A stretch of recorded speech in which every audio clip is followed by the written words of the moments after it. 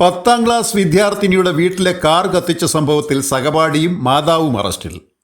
ആറ്റിങ്ങൽ വഞ്ചിയൂർ സ്വദേശിയായ സഹപാഠിയും മാതാവുമാണ് നഗരൂർ പോലീസിന്റെ പിടിയിലായത്. സഹപാഠിയുടെ മോശമായ സമീപനം വിദ്യാർത്ഥിനി പറഞ്ഞു വിലക്കിയതിലുള്ള വിരോധം കാരണം സഹപാഠി മുമ്പ് വിദ്യാർത്ഥിനിയുടെ വീട്ടിൽ പലവിധ അക്രമങ്ങൾ നടത്തുകയും സഹപാഠിയുടെ മാതാവ് വിദ്യാർത്ഥിനിയുടെ മാതാവിനെ അവർ താമസിക്കുന്ന വീട്ടിലെത്തി ദേഹോപദ്രവം ഏൽപ്പിക്കുകയും ചെയ്തിരുന്നു. തീവയ്ക്കുന്ന ദൃശ്യങ്ങൾ CCTV ക്യാമറയിൽ പതിഞ്ഞിട്ടുണ്ടായിരുന്നു. സംഭവത്തെക്കുറിച്ച് നടത്തിയ സമഗ്രമായ അന്വേഷണത്തിൽ 16-കാരനായ പ്രതി ആറ്റിങ്ങലിലെ പെട്രോൾ പമ്പിൽ നിന്ന് പെട്രോൾ വാങ്ങുന്ന CCTV ദൃശ്യങ്ങൾ പോലീസിന് ലഭിക്കുകയും ചെയ്തിരുന്നു. നഗരൂർ പോലീസ് നടത്തിയ അന്വേഷണത്തിൽ 16-കാരൻ അമ്മയുടെ അറിവോടുകൂടിയാണ് അക്രമ സംഭവം നടത്തിയതെന്ന് പോലീസിന് മനസ്സിലായി. 16-കാരന് പെട്രോൾ വാങ്ങുന്നതിനുള്ള പണവും കന്നാസ് വാങ്ങുന്നതിനുള്ള പണവും ഇരുചക്ര വാഹനവും പുതിയ ഷർട്ട് വാങ്ങി നൽകിയതും മാതാവാണെന്ന് പോലീസ് തിരിച്ചറിഞ്ഞു.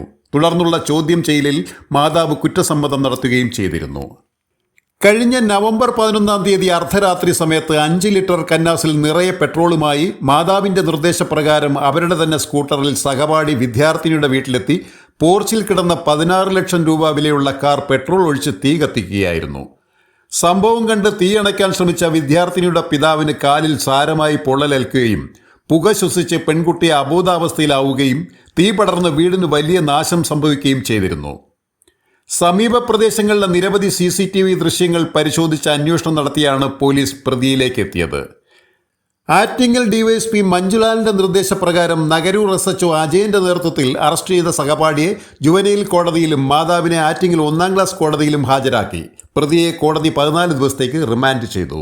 Beacon news, Attingal.